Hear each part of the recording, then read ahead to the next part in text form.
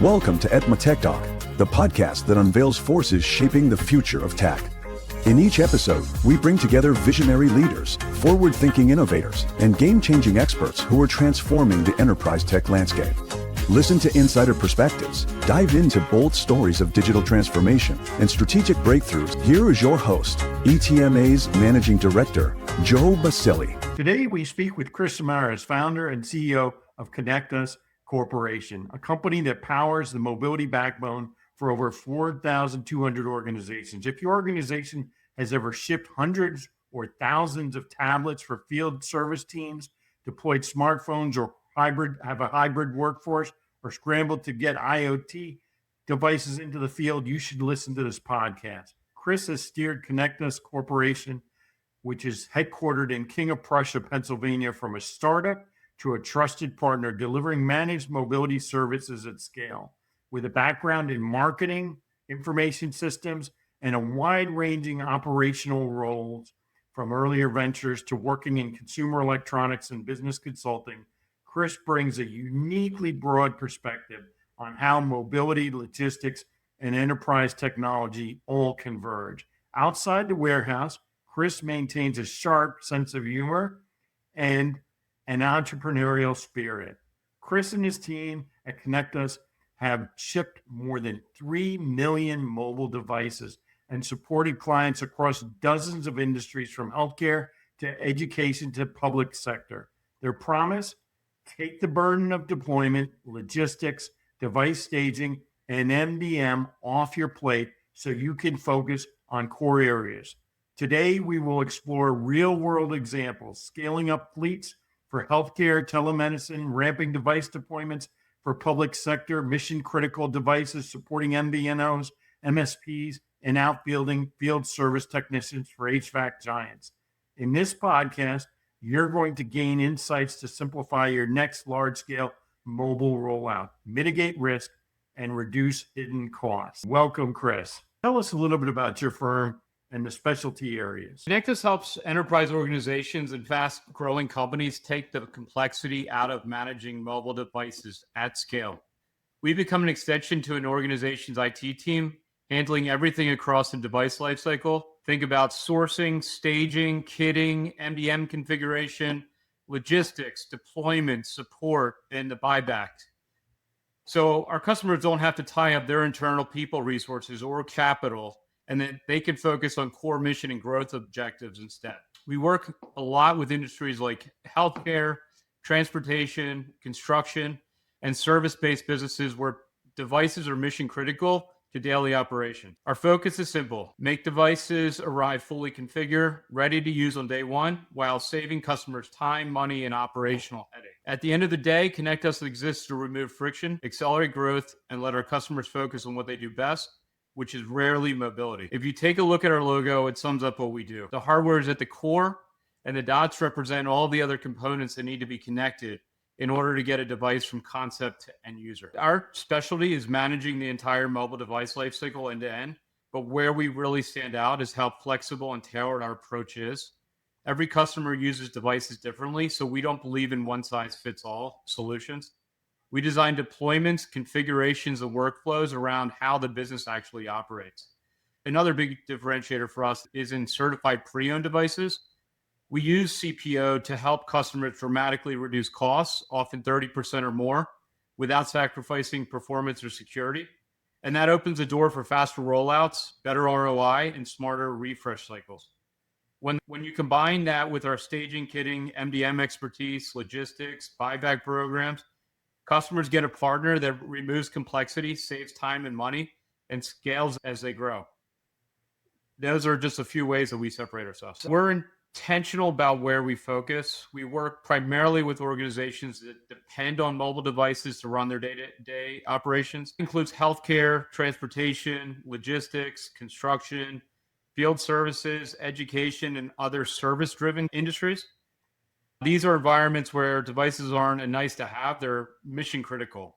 Downtime, delays, or misconfigured devices directly impact revenue and operations.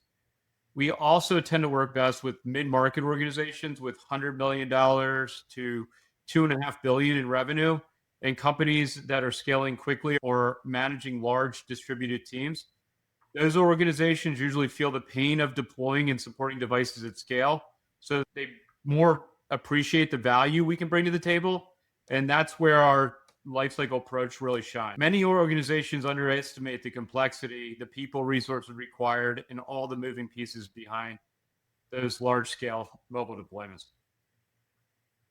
So, what do you see as the most common pitfalls for those organizations when they're thinking about large scale deployments? As companies try to scale from maybe dozens of devices to thousands or even more than that devices, and how do you address it? One of the biggest invisible pitfalls we see is fluctuations in month over month device requirements. A company might deploy 100 devices one month, 300 the next, then 50 the month after. Internally, that creates a constant scramble, hiring, reallocating people, pulling IT or ops staff off their real jobs just to keep devices moving. This is especially apparent for our customers with peak season demands. Most companies manage deployments as a necessary evil because the devices are mission critical. What they don't always realize is that there's a partner who can take all of those touches off their plate. That's where ConnectUs comes in. We absorb that fluctuation, scale up or down instantly, and handle everything end to end. And for the customers who leverage us fully, that's where the magic begins. It's not uncommon to see companies grow exponentially once mobility stops being a bottleneck and turns into an accelerator. We only win when our customers win. So if we give them opportunity to say yes to more opportunity, more customers, make more acquisitions, reduce costs for more technician uptime, we the rewards of our customer success. What sort of partnerships are you looking for from a buying and selling perspective? It comes down to mutual value and clarity. A strategic partner understands and appreciates the value we add, not just views us as another vendor. We look for partners where our solutions truly complement each other. So most of our partners sell a license, a platform, a piece of hardware. But once the deal is signed, the customer is told to go figure out the other pieces of the puzzle on their own. That's where friction shows up and where partners unknowingly expose themselves to competitors. When we step in and close the gap, pairing the device, the configuration, the deployment, it strengthens our partner's sale. Partner sees that connection, it's strategic. If not, it usually turns into a time sink. So that's really it. If they view us as a value add and not somebody that's going to just absorb time, or as a vendor just coming to us for a device, we are complementary. If not, there's a lot of time wasted. What sort of key metrics or signals suggest it's time to outsource mobile device logistics instead of trying to manage it in-house? Big signal is when growth starts creating friction instead of momentum. If a company is saying no to customers, extending lead times to their customers, or delaying deployments because they can't keep up internally, that's usually a tipping point. Other signs are when internal teams are limited or constantly being pulled off their core jobs to stage, image, ship, troubleshoot devices, manage administrative requirements, or when every spike in demand turns into a fire drill. That's where outsourcing makes sense. When we step in, companies get instant scale, predictable turnaround times, and the ability to say yes to growth opportunity without adding headcount. Mobility stops being a bottleneck and becomes something that actually accelerates their business. How do you ensure that some of these massive device rollouts stay secure, compliant, and manageable? The earlier we're brought into an opportunity, the better. Security and compliance have to be designed in from day one. We don't treat them as an add-on. Our team brings over 60 years of combined experience in mobility management and security. And we've got engineers on our staff with master's degrees in cybersecurity who live and breathe this stuff. Every device we deploy can be standardized, locked down, enrolled in MDM, and validated before it ever leaves our facility. That ensures consistent configurations and policy enforcement at scale, especially in healthcare and government. That consistency and uniformity is critical. It's what keeps large rollouts secure, compliant, and just as importantly, manageable long after the devices are in the field. What's one story from your firm where efficient mobility deployment directly translated into operational savings or strategic agility? One that really surprised us was a fast-growing private equity-backed HVAC company that was scaling so quickly they actually started slowing themselves down. Their internal teams were spending more time staging and shipping devices and supporting customers. Ticket times were averaging 8 hours a day, and Technicians breaking devices were taking 4 to 5 days for replacements, meaning they could not service customers. Not servicing customers meant loss in revenues, potential of $1,200 to $2,500 per day. Once we took over mobility end to end, sourcing, configuring, shipping, and handling fluctuations in demand, they freed up their internal resources almost immediately. Our services easily paid for themselves within the first 90 to 180 days. Well, what surprised us most was how fast the impact showed up. Their ticket response time plummeted down to 15 minutes. Within 9 months, they went from acquiring one company a month up to 9. The revenue increased from $1 billion to $2.2 billion in 15 months. And all of a sudden, they could onboard new crews and enter new markets without adding headcount. They actually were able to go from the East Coast westward, and their costs for IT also plummeted, and their team no longer had to go in on nights and weekends to deploy business critical devices. Mobility for them essentially went from a bottleneck to a strategic advantage, and that's where the growth really accelerated. We were able to help a telemedicine company scale 60x. They went from deploying 350 devices their first year buying only hardware from us to close to 20,000 devices in year 3 when they took all the deployment requirements off their hands. That's one that really sticks out. Going back onto the sales team doing that and realizing that in order for them to truly grow, they would have to focus on their team selling their solution versus configuring and deploying their solution. What do you see on the horizon in your space that's going to be transformational or disruptive? So what I see coming is a shift from mobility being a reactive function to a strategic one. Devices are becoming more tightly tied to security, compliance, uptime, employee productivity. Organizations can't afford fragmented or manual approaches anymore. Managed mobility has one of the higher expected compound annual growth rates, and I believe they're all tied to because of those things. Going from about $39 billion industry in 2024 to an expected $345 billion industry in 2033. That's nearly 10x in 8 years, and I'm really proud to be a part of that. On the horizon, automation, AI, deeper integrations between device lifecycle management, MDM, ticketing systems, security platforms are going to be transformational. That's going to dramatically reduce human touch points, errors, and deployment time. The firms that win will be the ones that treat mobility like critical infrastructure, not just an afterthought. And that's where we're investing and where we're seeing the biggest disruption happen. How do you see AI, artificial intelligence, both positively impacting your business and maybe negatively impacting aspects of your business? So I see AI as an accelerator, not a replacement. Our business is fairly protected because managing mobile devices is still very high touch. There's physical hardware, there's logistics, security controls, and real world deployments that just can't replace. I don't see it replacing it. AI is already having a big impact is behind the scenes, improving forecasting, reducing errors, automating documentation, and tightening security and compliance workflows. It helps us move faster and be more precise, especially at scale.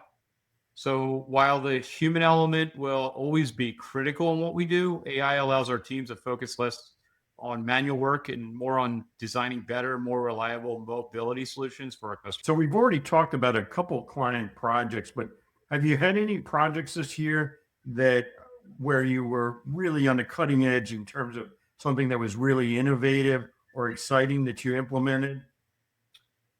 Yeah, there's quite a few come to mind. We are working currently with a company that leverages a laptop and an eye tracking device to help children with autism improve social skills.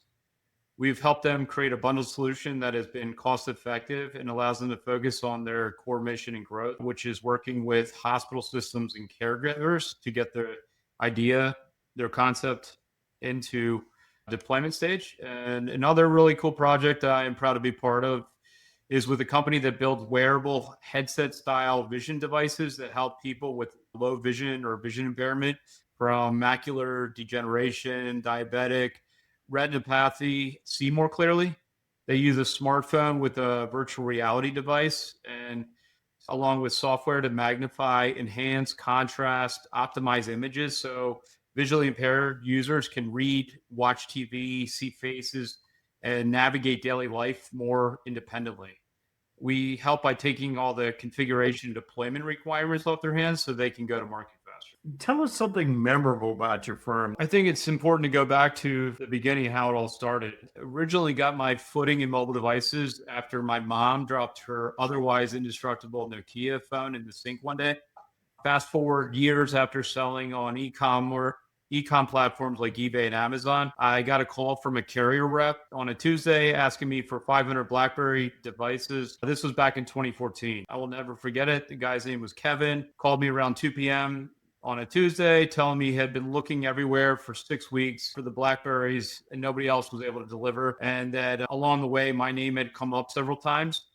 At first, I thought it was one of my buddies actually pranking me because I could literally find 500 BlackBerries in my sleep. I let Kevin know I'd call him back by the end of the day and that I was confident I could help. Within 20 minutes of that phone call, I'd already sourced those 500 BlackBerries from 3 different sources and called Kevin back saying I would personally deliver these devices to his customer on Friday in New York City. He said, "Great. I will tell everybody about you if you deliver them on time." And he also said, "I will tell everyone about you if you don't deliver." I delivered the BlackBerries a day early, and Kevin did just that. He told everyone about me. Word was spread. ConnectUs was born. That's more or less how we started. And then within 6 months, actually, after delivering those BlackBerries, I was looped into a project where I secured close to 36,000 tablets for one of the largest nonprofits. Have you had any really weird or unusual requests that your teams fulfilled?